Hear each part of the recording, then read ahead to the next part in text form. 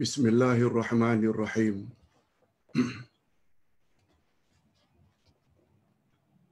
Alhamdulillah nahmaduhu wa nasta'inuhu wa nastaghfiruh wa na'udzu billahi min shururi anfusina wa min sayyiati a'malina. Man yahdihillahu fala mudilla lahu wa man yudlil fala hadiya lahu.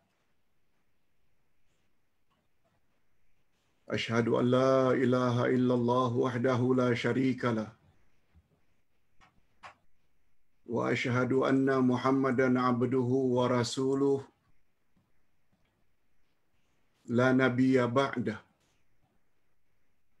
Allahumma salli wa sallim ala nabiyyina Muhammad wa ala alihi wa sahbihi ajma'in, amma ba'd.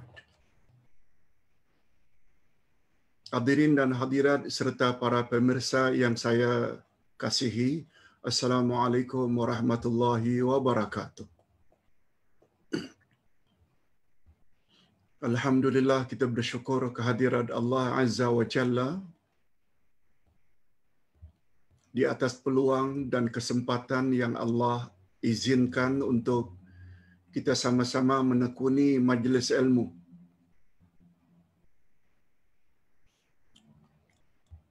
Berdasarkan Al-Quranul Karim, berdasarkan buku atau kitab Tafsir Al-Furqan,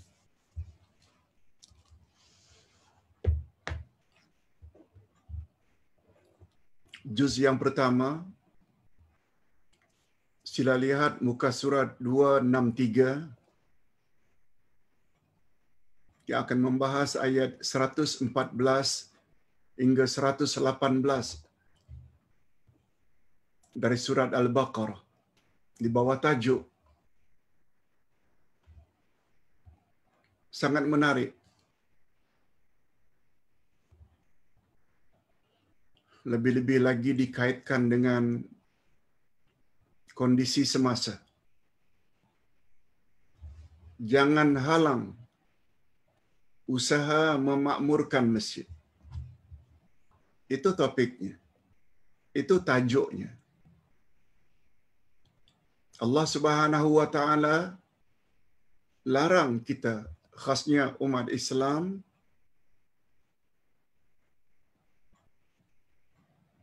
menghalang usaha-usaha untuk memakmurkan masjid.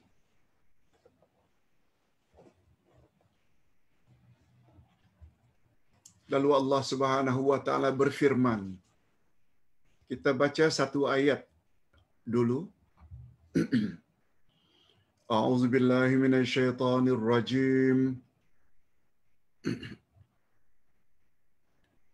Wa man azlamu mimman mana'a masajidallahi an yuzkara fiha ismuhu wa sa'a fi kharabiha ulaika ma kana lahum an yadkhuluha illa khaifin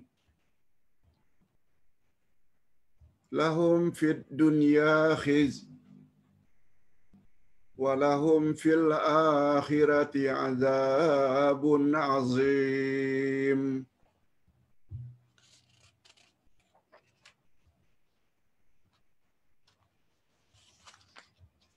Kita terjemahkan dulu. Takut kita bila dengar terjemahan ini. Dan siapakah yang lebih aniaya? Wa man azlamu. Siapakah yang lebih zalim daripada orang yang menghalang-halangi menyebut nama Allah di dalam masjidnya dan berusaha untuk merobohnya. Mereka itu tidak sepatutnya masuk ke dalam masjid Allah kecuali dengan rasa takut kepada Allah. Mereka di dunia mendapat kehinaan dan di akhirat mendapat siksa yang berat. Tergambar oleh kita betapa beratnya azab, siksaan, serta kehinaan di dunia dan di akhirat bagi siapa yang coba menghalang manusia menyebut nama Allah di dalam masjid.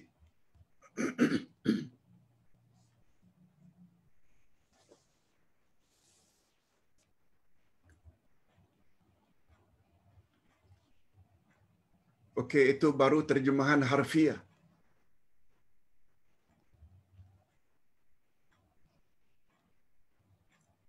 Jangan terlalu terikat. Jangan terlalu terikat dengan terjemah harfiah, literal translation.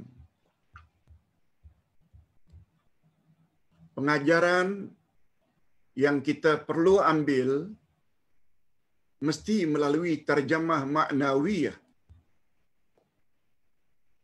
yang dipanggil dengan tafsir. Terjemah maknawiyah atau tafsir pula bukan terjemah harfiah, literal translation. Bukan direct translation. Tapi terjemah maknawiyah atau tafsir mesti digabungkan dengan unsur-unsur lain.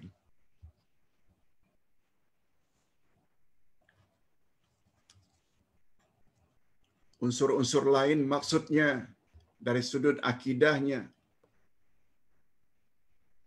dari sudut fiqahnya, dari sudut asbabun nuzulnya, dari sudut nasikh mansukhnya, dari sudut fiqahnya, dari sudut ilmu usulnya,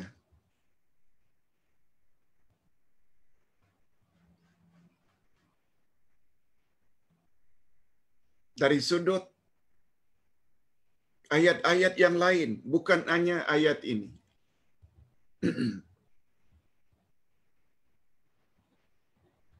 Itu baru namanya terjemah maknawiyah.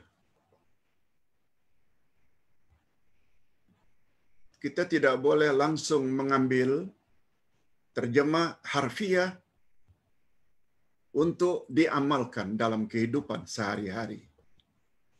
Kita mesti ambil dari terjemah maknawiyah. Kefahaman yang diambil bukan hanya berdasarkan terjemah harfiah, tapi untuk dijadikan pegangan, amalan, mesti diambil dari terjemah maknawiyah. Nanti kita akan ulas. Apakah setiap orang yang menghalang manusia memakmurkan masjid, meramaikan masjid, mereka lah orang paling zalim? Tunggu dulu.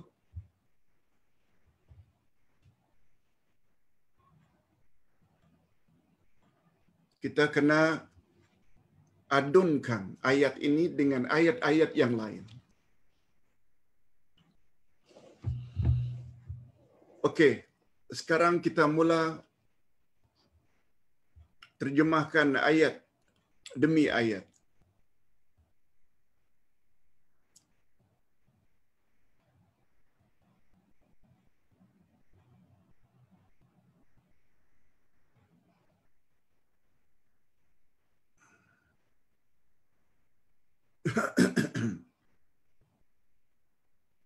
Ayat demi ayat.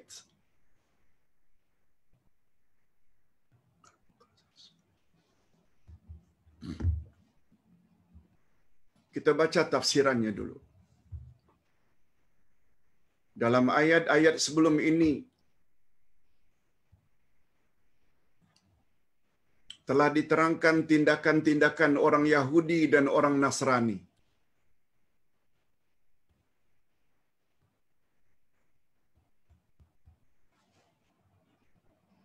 dengan sifat hasad dengki mereka terhadap agama Islam yang dibawa oleh Nabi Muhammad sallallahu alaihi wasallam, sehingga mereka tolak. Bukan sekedar tolak, mereka hina.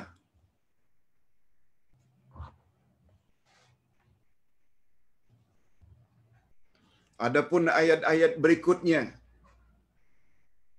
ayat yang Ustaz bacakan tadi, Allah Subhanahu wa taala menerangkan pula tindakan manusia. Tindakan manusia. Tidak disebut ya Yahudi dan Nasrani, manusia termasuk orang Islam. Tindakan yang paling zalim di sisi Allah, yaitu menghalang manusia memakmurkan masjid Allah. Malahan golongan tersebut berusaha untuk merobohkan masjid.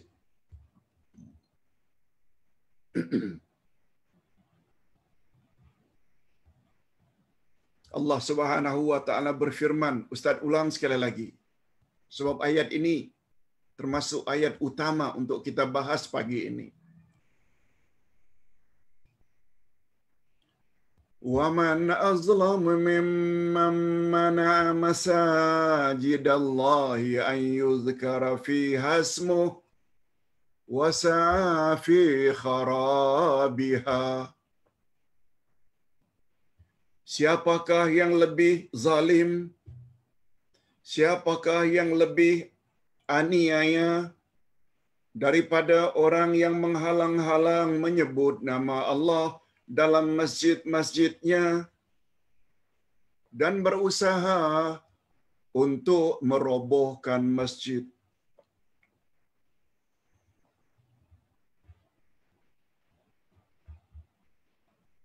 Bagus juga Ustaz sebutkan di sini, makna memakmurkan masjid ada dua.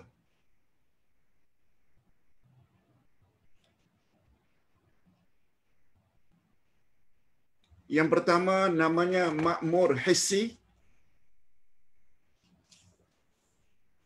yang kedua makmur maknawi. Makmur hissi, kita memakmurkan masjid dari sudut physically, bina masjid dengan indah,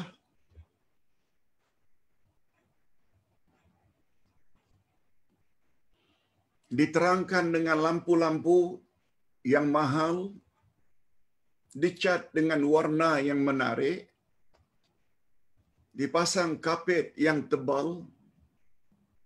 Itu namanya makmur hissi. Yang kedua, makmur maknawi. Makmur maknawi yaitu diaktifkan masjid dengan salat berjamaah, diaktifkan masjid dengan meramaikan jamaah, majlis ilmu dan aktiviti-aktiviti keagamaan lainnya. Itu namanya makmur maknawi. Makmur terbagi dua, hissi, physically. Yang kedua maknawi, yaitu kita makmurkan masjid dari sudut pengisiannya. Okey.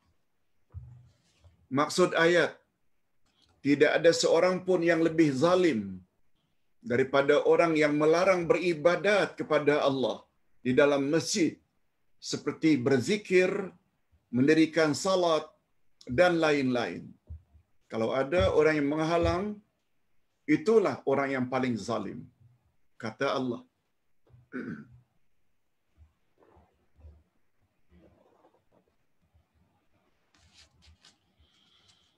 Apalagi Nabi Muhammad sallallahu alaihi wasallam pernah menyebut, permukaan bumi yang paling mulia di sisi Allah adalah masjid-masjid Allah. Permukaan bumi yang paling buruk adalah pasar-pasar.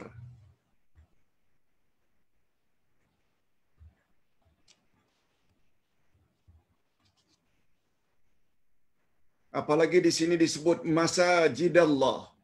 Masajid adalah plural dari masjid. Masjid satu, masajid masjid-masjid, dan disandarkan pula kepada Allah. Masajidallah, masjid-masjid Allah. Maknanya rumah-rumah Allah. Dengan bahasa lain, dalam kaedah bahasa Arab, dalam kaedah ilmu tafsir, sesuatu yang disandarkan pada Allah mesti membawa makna mulia dan istimewa. Al-Quran dipanggil kitabullah. Nabi Muhammad Rasulullah, utusan Allah. Manusia yang paling baik namanya Abdullah.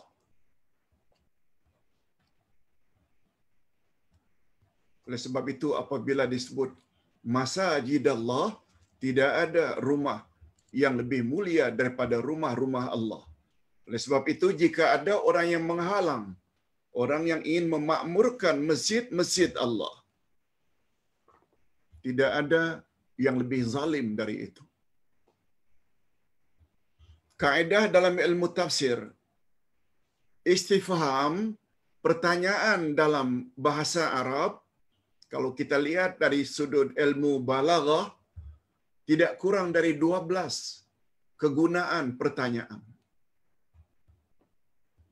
Satu di antara 12 itu dipanggil dengan al-istifham lil inkar. Tolong ulang. Al-istifham lil inkar. Allah membuat pertanyaan, tapi motifnya, tujuannya, matlamatnya untuk mengingkari. Ustaz buat contoh.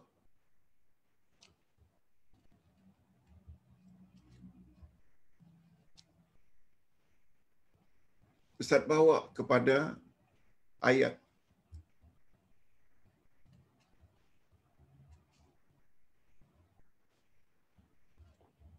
Ustaz buat contoh dulu dari surat As-Sajdah. Hal yastawil ladzina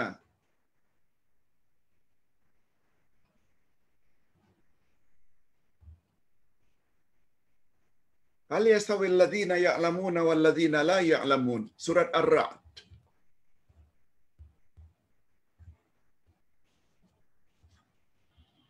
Apakah sama orang yang berilmu dengan orang yang tidak berilmu?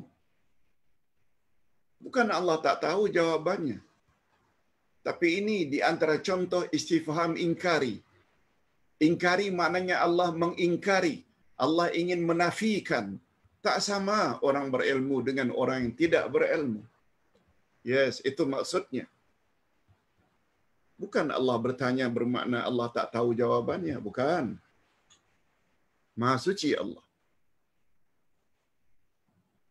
Hadirin dan hadirat rahimakumullah.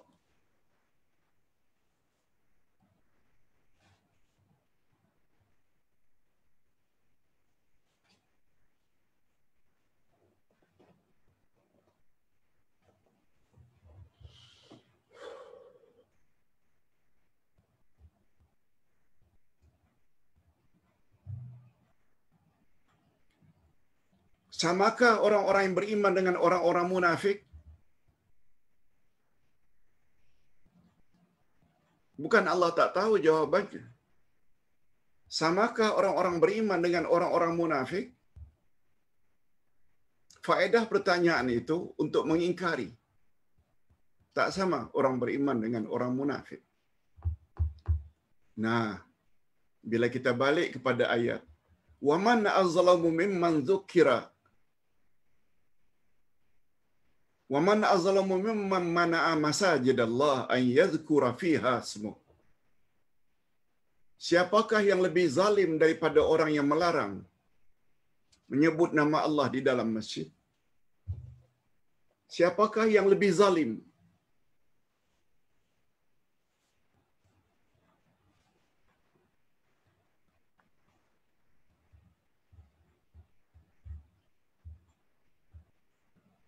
Jawabnya, tidak ada orang yang lebih zalim daripada orang tersebut. Tidak ada yang lebih zalim daripada orang yang melarang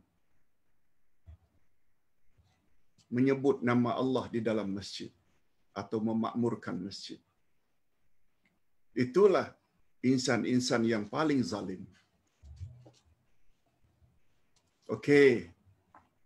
Itu semua kita bahas dari sudut bahasa baru.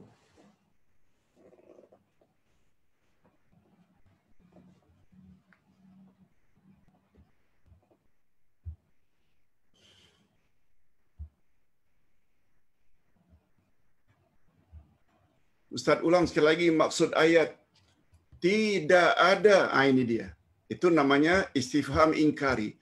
Tidak ada seorang pun yang lebih zalim daripada orang yang melarang beribadat kepada Allah di dalam masjid seperti berzikir, mendirikan salat dan lain-lain, dan lebih-lebih lagi diikuti dengan usaha untuk meroboh masjid. Masjid akhirnya menjadi lengang. Masjid akhirnya menjadi sepi.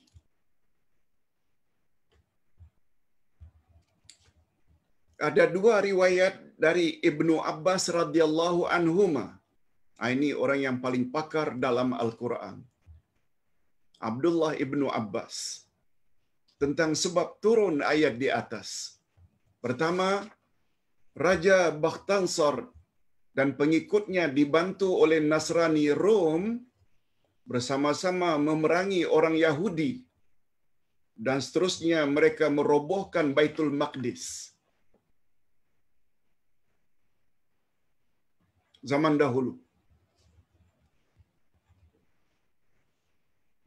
Jauh sebelum zaman Nabi Isa. Bukhtunsar atau Bukhtanasar yang hidup tahun 630 hingga 562 SM.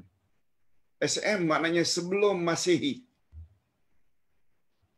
Adalah penguasa kekaisaran Babilonia baru dalam dinasti Kasdim yang berkuasa antara tahun 605 sebelum Masehi hingga 562 sebelum Masehi.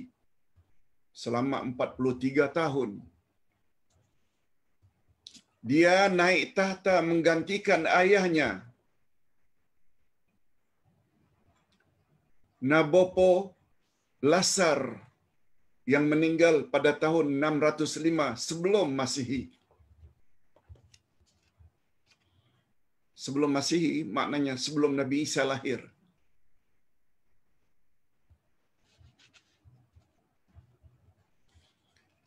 Dalam sejarah umum, ia dikenal membangun taman gantung Babilonia. Dia menaklukkan Yehuda dan Yerusalem dan mengirim orang-orang Yahudi ke pembuangan. Dikeluarkan orang Yahudi oleh raja tersebut. Dia biasa dijuluki atau dipanggil dengan Nebukadnezar Agung. Boleh kita lihat di dalam Daniel juzuk 1 halaman 1 atau Yeremia juzuk 25 halaman 11. Pandangan ini Ustaz kutip daripada Tafsir Al-Munir oleh Profesor Wahbah Az-Zuhaili. Allah yarham.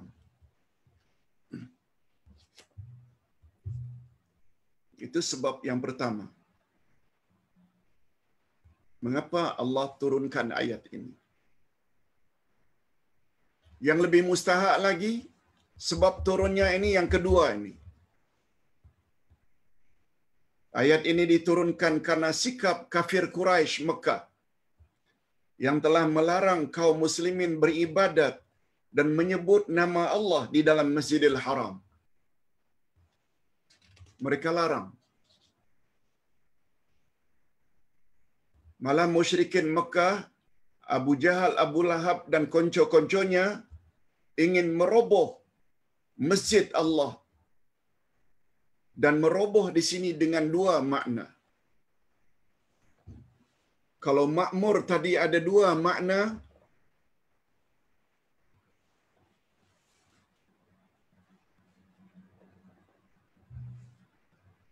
kalau makmur tadi ada dua makna, minta maaf, Ustaz tidak begitu selesa bila memakai kutrah yang baru. Kutrah ini, iaitu selendang ini. Sebab kutrah yang baru biasanya dia tidak menetap. Dia akan berlonggar. Dia akan longgar. Okey. Kalau makmur tadi ada dua, makmur hissi dan makmur maknawi. Meramaikan masjid dari sudut physically, dicantikkan, dan memakmurkan masjid dari sudut maknawi, memakmurkan, mengaktifkan masjid dengan aktiviti-aktiviti keagamaan. Maka lawannya pula, lawan dari makmur adalah kharab. Itu sebabnya orang Arab dalam bahasa kasarnya selalu menyebut anta kharban. Kamu tak elok. Kamu rosak. Kharban maknanya rosak.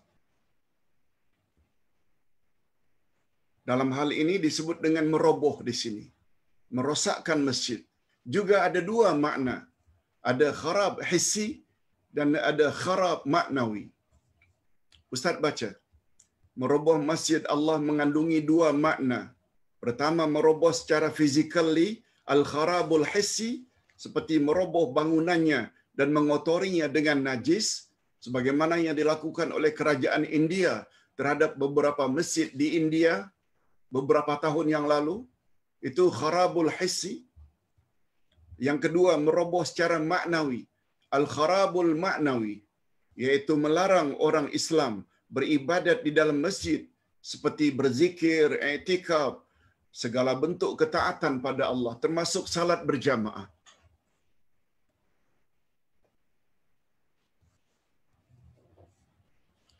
Pengajaran yang dapat diambil dari ayat di atas, ini pengajaran. Betapa besarnya ganjaran pahala. Kalau orang yang merobohkan masjid, melarang manusia menyebut nama Allah dalam masjid, adalah orang yang paling zalim, itu secara tersurat, secara tersirat pula, yang dipanggil dengan mafhum mukhalafah. Sebaiknya, orang yang paling baik adalah orang yang memakmurkan masjid. Sama ada makmur hissi, seperti masjid yang kita bina di Batam atas bantuan dan infak serta sumbangan bapa-bapa dan ibu-ibu dan para pemirsa sekalian, megah, cantik. Itu namanya makmur hissi. Sangat besar ganjarannya.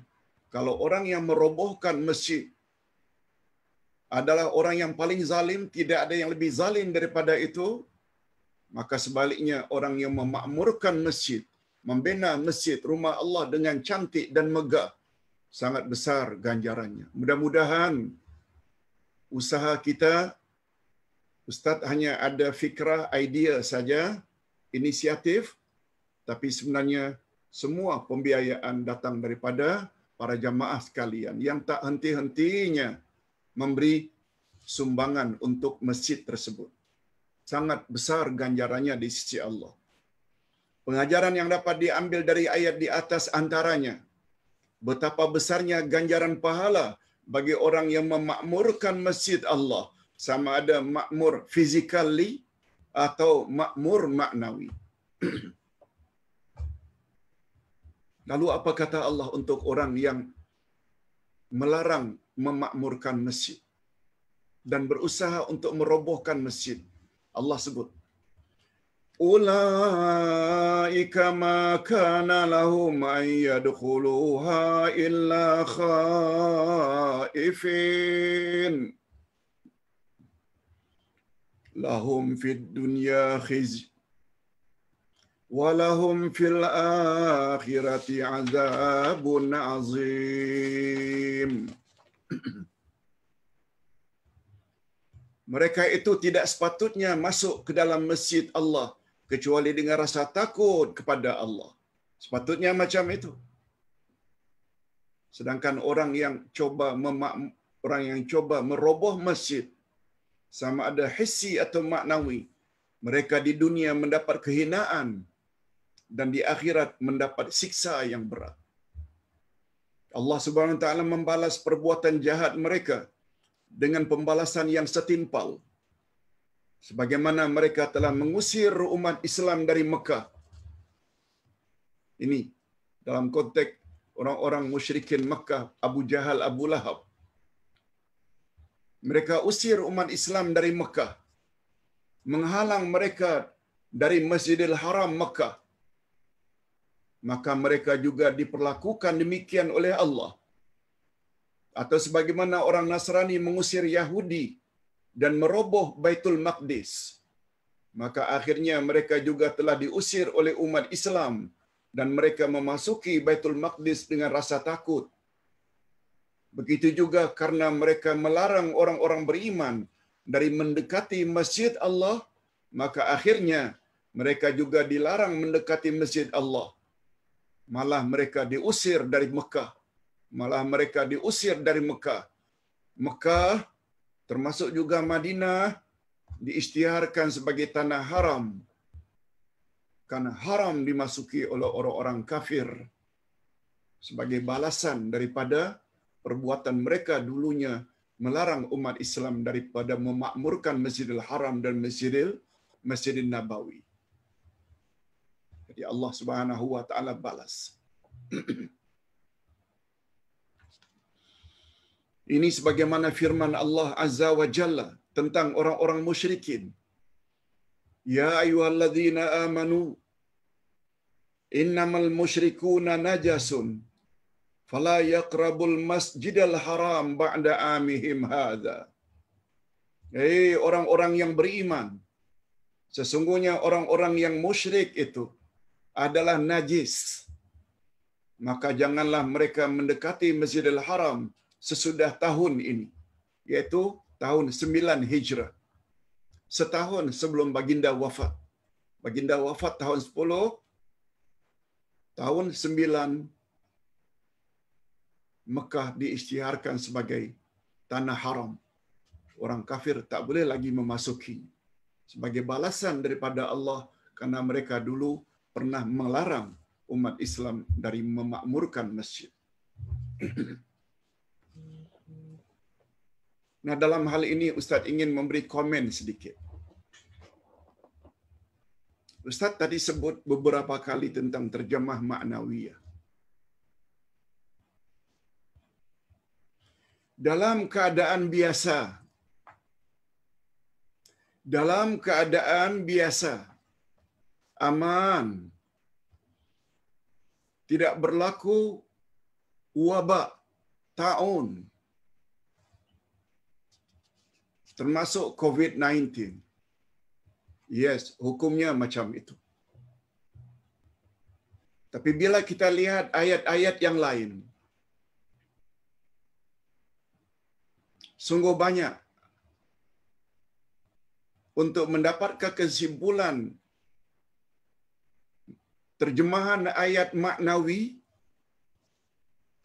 Allah berfirman pada ayat 195 kalau tak salah dari surat Al-Baqarah,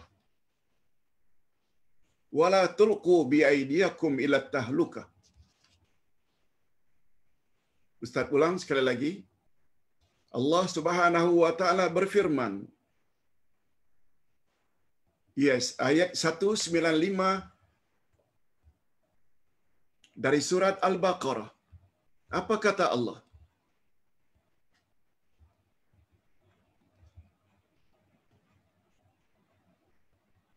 Wala tulqu biaidikum ila tahlukah.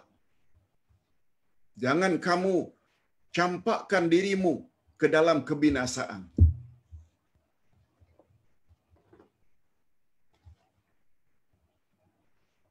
Islam melarang. Bila kita tahu satu-satu tempat itu boleh menimbulkan bahaya, memudaratkan,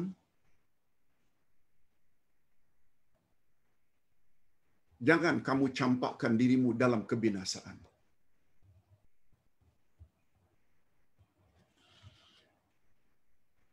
Di dalam Islam ada 5 perkara yang disebut dengan darurat, emergency, yang berkaitan dengan nyawa, yang berkaitan dengan agama, yang berkaitan dengan akal, yang berkaitan dengan kehormatan diri, yang berkaitan dengan harta. Bila sesuatu yang boleh mengancam keselamatan diri, maka dia dinamakan darurat. Darurat maknanya emergency. Kaedah dalam ilmu usul telah menetapkan, bila awak dah sampai ke peringkat emergency, darurat, maka hukum yang pada asalnya disuruh, dia boleh menjadi dilarang. Hukum yang pada asalnya dilarang, dia berubah menjadi hukumnya boleh.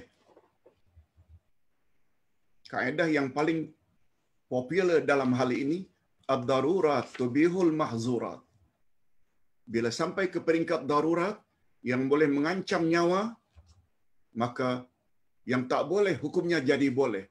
Itu sebabnya ada kebolehan makan daging khinzir, ada kebolehan memakan darah, ada kebolehan memakan bangkai binatang mati tanpa sembelih untuk meneruskan kehidupan. Asalkan jangan sampai mati. Ini yang Ustaz maksudkan. Terjemahan ayat tidak boleh hanya berdasarkan harfiah, literal, tetapi hendaklah secara maknawiyah. Kita hendaklah gabungkan dengan masalah darurat, masalah larangan Allah, jangan campakkan dirimu dalam kebinasaan. Ini belum lagi kaedah usul menyebut dar'ul mafasidi muqaddamun ala jalbil masalih. Menghindarkan daripada kebinasaan hendaklah didahulukan daripada mengambil manfaat. Betul pada asalnya salat safnya mesti rapat, lurus, itu asalnya.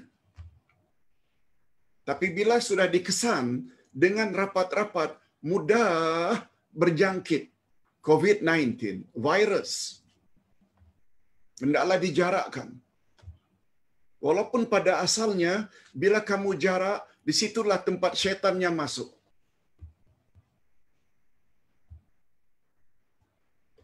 Allahu Akbar, terlalu banyak bila kita hendak bahas bab ilmu usul, ilmu akidah, ilmu fiqh, ilmu bahasa Arab, tafsir Al-Quran, harfiah, maknawiyah. Itu sebabnya secara ringkas,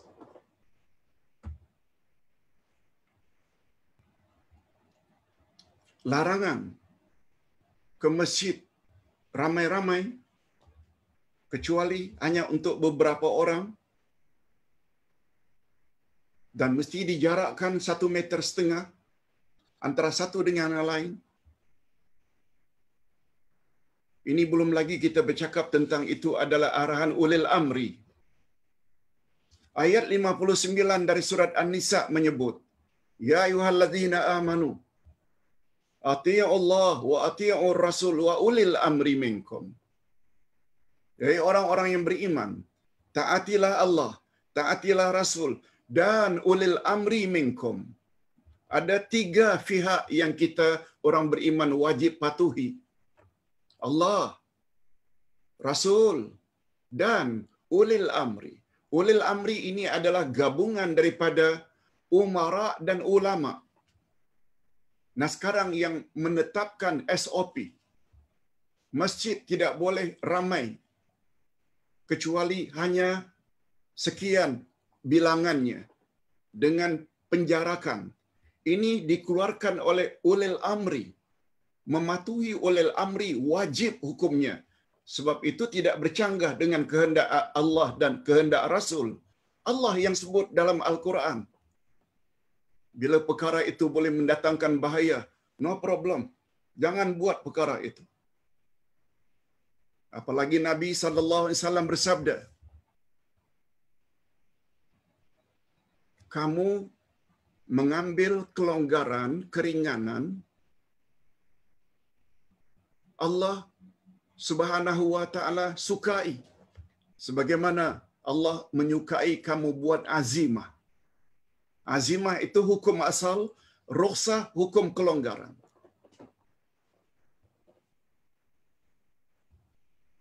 Itu sebabnya hari ini muncul pandangan segelintir yang menamakan COVID-19 ini dengan plandemik. Itu planning musuh-musuh Allah. Plandemik, bukan pandemik. Okey? Kita tak nafikan. Sebab nanti pelajaran minggu hadapan kita akan belajar ayat 120 Al-Baqarah. Ayat itu berbunyi, "Walan tarda ankal yahudu walan nasara hatta tattabi'a millatahum." Yahudi dan Nasrani sekali-kali tidak akan reda dengan kamu, hai umat Islam, sehingga kamu ikut agama mereka. Allah Subhanahu wa ta'ala dah sebut pun Yahudi dan Nasrani memang sepakat untuk memusuhi kita. Ini tak akan berakhir hingga kiamat. Tetapi sampai kita tinggalkan arahan ulil amri, padahal mematuhi ulil amri adalah wajib. Kaedah dalam ilmu agama turut menetapkan bila sesuatu itu boleh mendatangkan kesusahan, ambil keringanan. Itu sebabnya bila kita mau musafir, umpamanya dari KL ke JB, bukanlah salat 4 rakaat lebih afdal. 4 rakaat zuhur dinilai, 4 rakaat asar bila dah sampai di JB. No. Yang Allah dan Rasul suka jamak qasar. Lihat macam mana gambaran dalam Islam. Allah menyebut dalam banyak ayat, termasuk ayat 184 dari surat Al-Baqarah, yuridullahu bikumul yusra wala yuridu bikumul usra. Allah menginginkan kemudahan untukmu dan Allah tidak suka kamu menyusah-nyusahkan diri, apalagi sampai mencampakkan diri dalam kebinasaan. Itu sebabnya baru-baru ini, sebulan yang lalu, seorang ustazah mendapat kecaman yang cukup berat daripada para ustaz yang berpengalaman. Yang kononnya apabila kamu tidak dapat salat Jumaat 3 kali, perlu bertobat pada Allah sebab itu dosa. Bagi ustaz, itu fatwa yang terlalu gegabah, terlalu gelajah. Tidak memikirkan unsur-unsur lain keselamatan. Oleh sebab itu,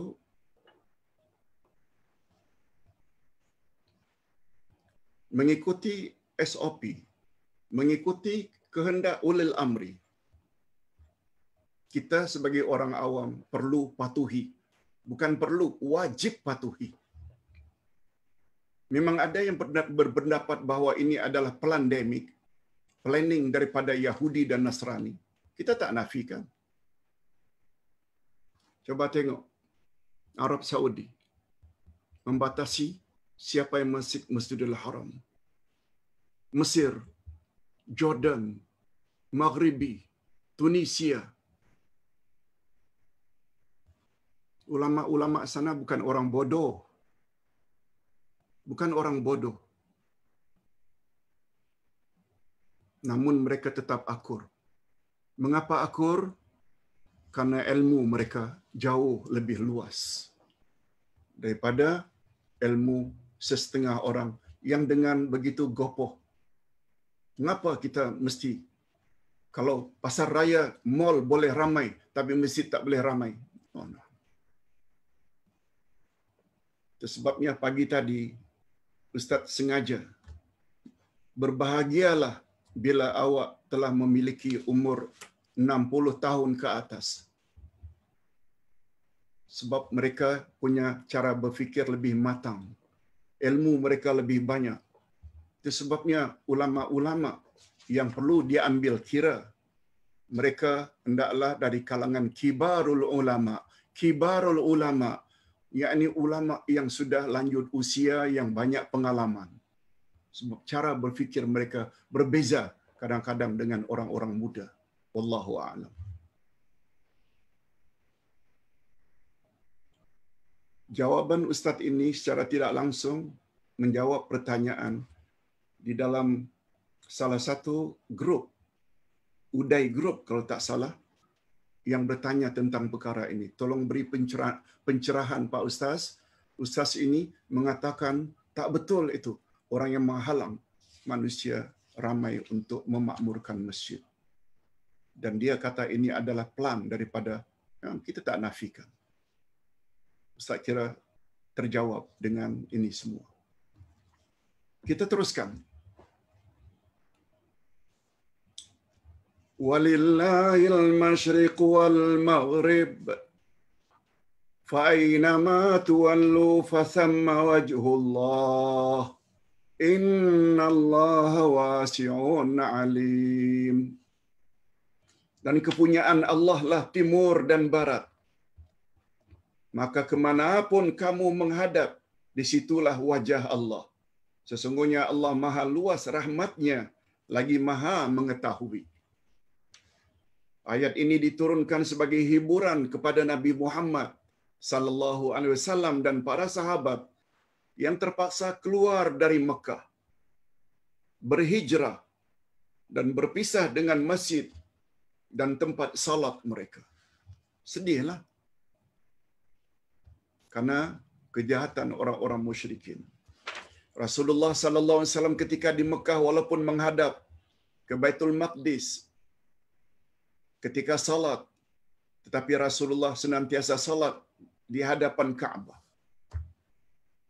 Ustaz ulas secara bahasa bebas. Ketika Nabi Muhammad sallallahu alaihi wasallam berada di Mekah,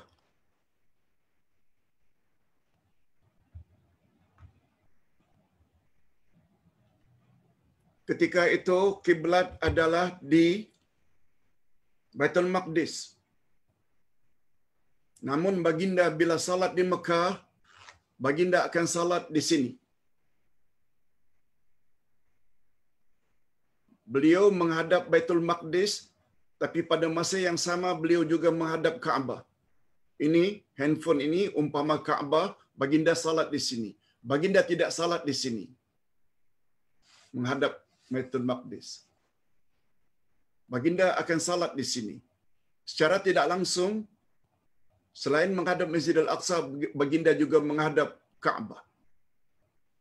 Tapi setelah hijrah ke Madinah, Madinah letaknya di sini. Madinah letaknya di sini.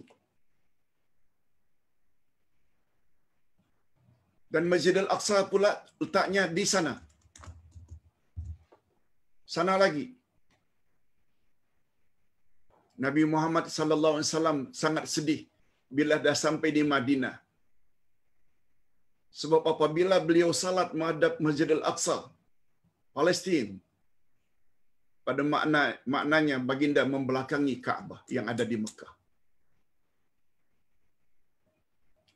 Sebab kedudukan Madinah in between Mekah, Masjidil Aqsa, Palestin. Itu sebabnya Allah Subhanahu wa taala setelah Nabi Muhammad sallallahu alaihi wasallam berada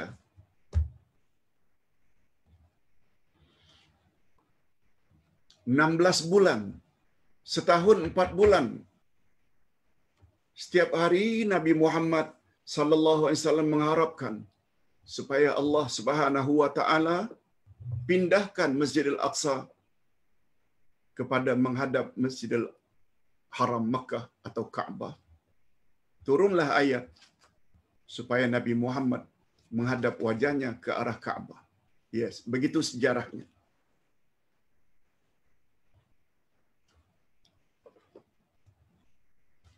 Ayat di atas mengisbatkan atau menetapkan bahawa Allah ada wajah. Wajhullah. Di mana saja kamu menghadap, kamu menghadap wajah Allah. Dalam ilmu akidah, ketika menyebut tentang sifat-sifat Allah, Allah memang ada wajah. Hanya saja wajah sesuai dengan keagungan dan kebesaran Allah. Yang pasti, wajah Allah tidak serupa dengan wajah makhluk. Yes. Kita dah belajar dalam bab sifat-sifat Allah. Ayat di atas mengisbatkan atau menetapkan bahawa Allah ada wajah sesuai dengan keagungannya dan wajahnya tidak serupa dengan wajah siapapun. Dan menurut jumhur, ayat di atas mansukh atau dibatalkan oleh ayat agar menghadap ke arah Kaabah. Jadi ayat tadi menghadap sajalah ke mana saja. Lalu mansukh, batal setelah turun ayat fawalli wajhaka syatral Masjidil Haram. Sekarang hendaklah kamu menghadap wajahmu ke arah Masjidil Haram, yakni Kaabah. Okey. Ayat berikutnya. Ini tak ada kaitan dengan ayat sebelumnya secara zahir. Allah Subhanahu wa taala berfirman menyebut tentang sifat orang-orang kafir, yaitu mendakwa Tuhan itu ada anak. Dan mereka orang-orang kafir berkata Allah mempunyai anak. Maha suci Allah.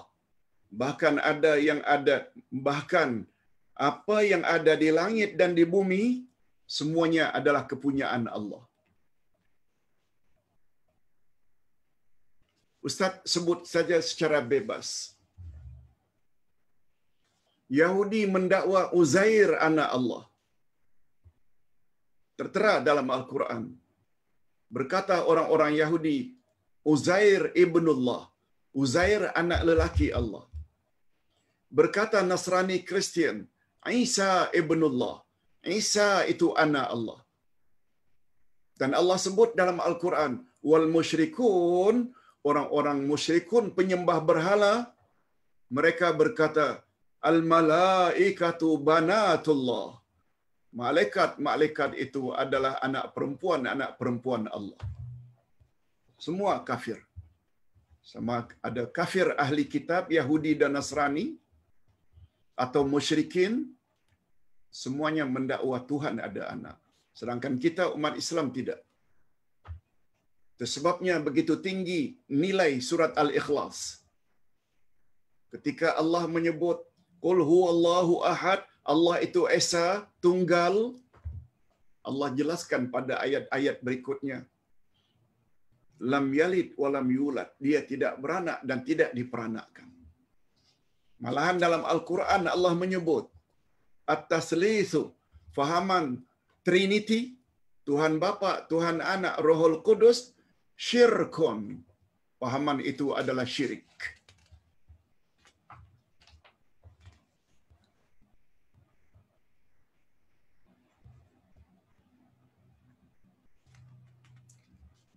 Bagaimana dia memiliki anak padahal anak mestilah muncul dari dua benda yang serupa? Padahal Allah Subhanahu wa taala tak serupa dengan apapun juga. Walam yakul lahu kufuwan ahad. Sedangkan anak pula mestilah serupa dengan sedikit sebanyak dengan mak bapaknya. Di situ dari segi logik tak logik. Oh, dari sudut lain. Kononnya Maryam melahirkan Isa tanpa bapa. Itu sebabnya bapaknya Allah.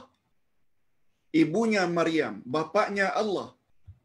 Sebab Maryam tidak punya suami. Dijawab oleh ulama ahli sunnah wal jamaah. Kalau begitulah kehebatan Nabi Isa, dilahirkan oleh Maryam tanpa bapa. Ada lagi yang lebih hebat kejadian selain daripada Isa. Isa masih lagi keluar dari rahim seorang wanita, itu biasa. Macam mana dengan Adam? Tidak ada ibu, tidak ada bapa.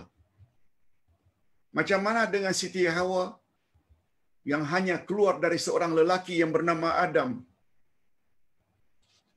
Bukan keluar daripada rahim. Orang-orang Nasrani Kristian, mengapa kamu tidak katakan Adam itu anak Allah? Mengapa kamu tidak katakan Siti Hawa itu anak Allah? Nah, cara kita berdialog dengan orang-orang Kristian macam itu. Tak betul. Apalagi Allah Subhanahu wa taala, cara bekerjanya sangat hebat.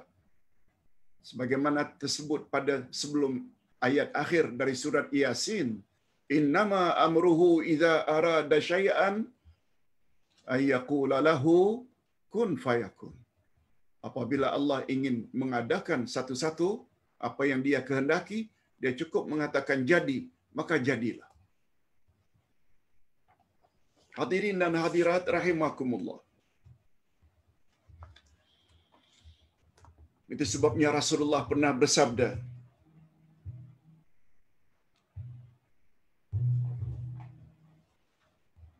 anak cucu Adam telah mendustakan aku. Allah telah berfirman dalam hadis qudsi, anak cucu Adam telah mendustakan aku, padahal aku tidak demikian. Anak cucu Adam telah mencela aku, padahal aku tidak demikian. Adapun pendustaannya anak cucu Adam kepadaku, kata Allah, kononnya aku tidak mampu mengembalikannya atau menghidupkan kembali sebagaimana sedia kala pada hari kiamat. Dusta kalau mendakwa aku tak mampu menghidupkan manusia balik setelah kiamat. Adapun celaannya terhadap aku, mereka mendakwa aku punya anak, padahal aku tidak demikian. Maha suci aku daripada mengambil anak atau sahabat. Hadis riwayat Imam Bukhari. Rasulullah bersabda lagi dalam riwayat Bukhari dan Muslim, tidak ada seorang pun yang paling sabar daripada Allah ketika mendengar cemoohan yang dilontarkan kepadanya. Allah, tidak ada yang paling sabar. Nabi gunakan istilah itu. Mereka menuduh dia, yakni Allah, memiliki anak, sedangkan dia terus saja memberi mereka rezeki dan kesehatan. Allah dituduh punya anak, tapi Allah cukup sabar, tidak dendam. Terus saja dia diberi kesehatan, kekayaan dan lain-lain. Hadis riwayat Imam Bukhari dan Imam Muslim. Kita teruskan dengan ayat berikut. Allah pencipta langit dan bumi, dan bila dia berkehendak untuk menciptakan sesuatu, maka cukuplah dia hanya mengatakan kepadanya, jadilah, maka jadilah. Ini sama dengan ayat sebelum akhir dari surat Yasin. Kata Imam Ibn Jarir, Maha suci Allah daripada memiliki anak. Nah, ini kita sama-sama maklum. Sila baca penjelasannya. Kemudian Allah menjelaskan betapa sempurna kodrat dan kuasanya, yaitu apabila dia berkehendak untuk mencipta sesuatu, dia cukup mengatakan jadilah, maka jadilah ia. Itu cara bekerjanya Allah. Itu sebabnya kita tidak heran kalau Abu Bakar percaya sepenuhnya Isra Mi'rajnya Nabi Muhammad sallallahu alaihi wasallam. Perjalanan yang begitu jauh dari Mekah menuju ke Palestin saja zaman dahulu, pulang balik 1 bulan. 14 hari pergi, 14 hari balik. Tapi Nabi Isra dan Mi'raj bermula habis Isyak, sebelum subuh dah balik. Perjalanan yang secepat itu dibenarkan oleh Abu Bakar. Sebabnya beliau mendapat gelaran As-Siddiq, yaitu orang yang membenarkan apa saja yang keluar dari mulut Nabi sallallahu alaihi wasallam, walaupun menurut akal macam tak logik. Itu sebabnya kata ulama akidah, kedudukan As-Siddiqin betul-betul menempati setelah nabiyin. Itu sebabnya orang yang mendapat Siratal Mustaqim, mereka adalah 4 kelompok sebagaimana ayat 69 An-Nisa. Nabiyin, Siddiqin, Syuhada, Salihin. Ini yang kita sebut dalam ajaran Syiah. Semalam kita baru sebut. Menurut kacamata Syiah, Abu Bakarlah orang yang paling buruk, orang yang paling jahat, mencuri hak Sayyidina Ali. Lalu kita pula berani mengatakan perbezaan Syiah dengan Ahlus Sunnah kecil. Hanya orang yang cetek ilmu saja yang mengatakan perbezaan Syiah dengan Ahlus Sunnah perbezaan furu'. Dah. Dia perbedaan usul, perbedaan prinsip.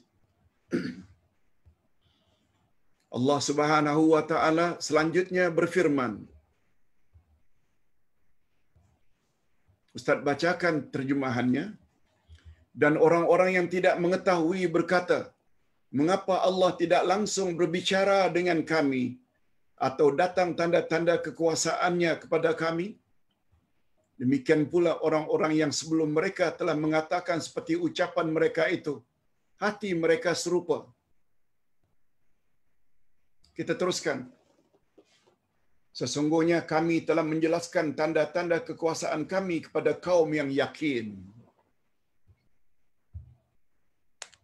Maksudnya, orang-orang musyrikin berkata kepada Nabi Muhammad sallallahu alaihi wasallam,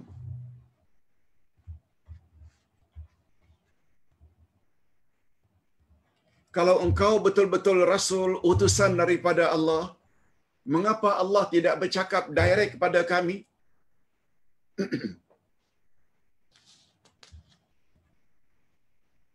Padahal Nabi Muhammad sallallahu alaihi wasallam sejak kecil lagi sudah dikenal oleh orang-orang musyrikin Makkah. Orang yang tak pernah bohong. Sudahlah bapaknya bernama Abdullah hamba Allah. Ibunya pula bernama Aminah, wanita yang amanah. Mendapat anak bernama Muhammad, maknanya orang yang terpuji. Sejak kecil lagi Muhammad telah mendapat gelaran Muhammad Al-Amin. Muhammad, orang kepercayaan.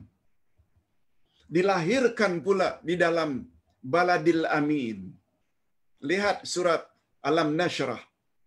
Alam Nashrah laka sadrak. Maaf, surat At-Tin. Wat-tini waz-zaitun wa turi sinin wa hadzal baladil amin.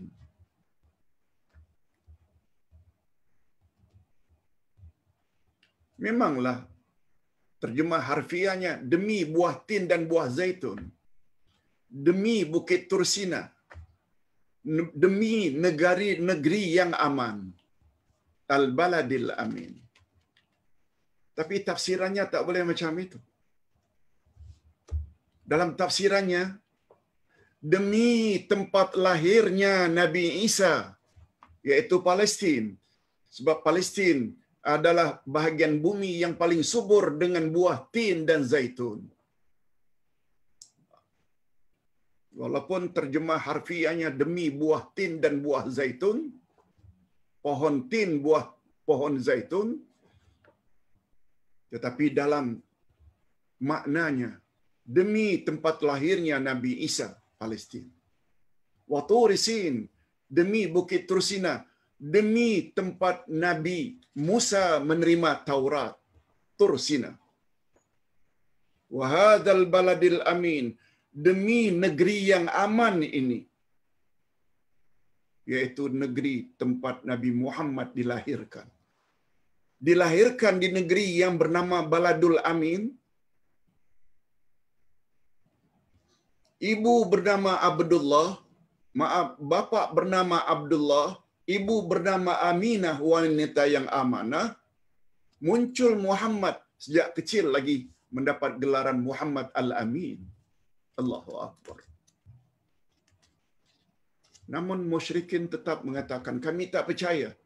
Sehingga Allah turunkan wahyu langsung pada kami, mengatakan bahawa Muhammad itu betul-betul Rasul-Mu, wahai Tuhan.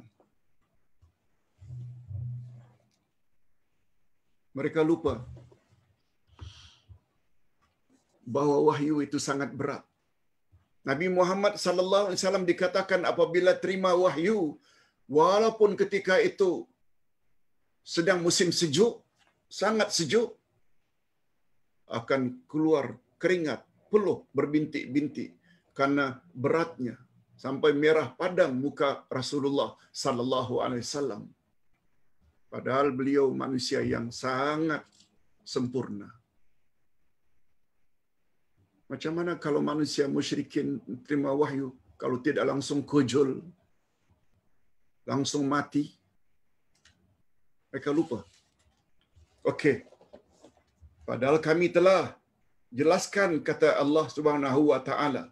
Al-Quran diturunkan, mereka tak boleh cabar walaupun mereka orang yang pakar dalam qasidah, dalam syair menyair. Satu ayat Quran pun mereka tidak boleh cabar kehebatan ayat-ayat Quran. Namun mereka tetap tak mau percaya.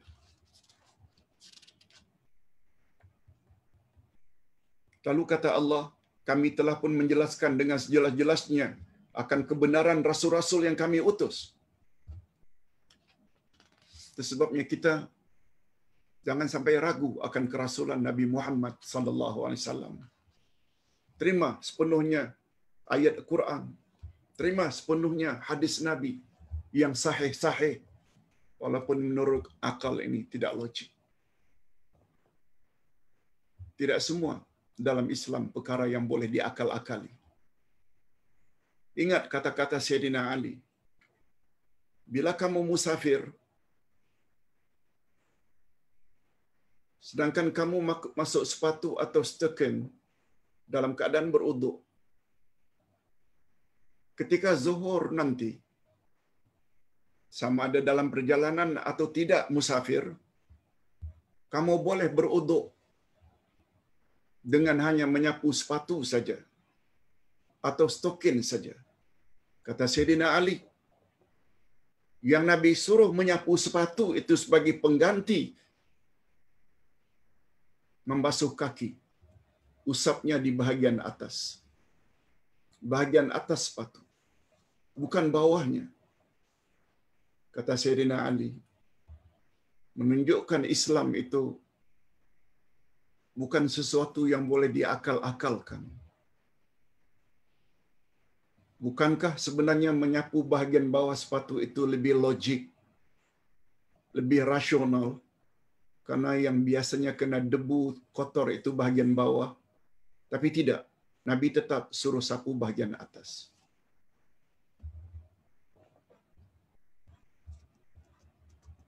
Katakan saja setiap ketetapan Allah dan Rasul, sami'na wa ata'na.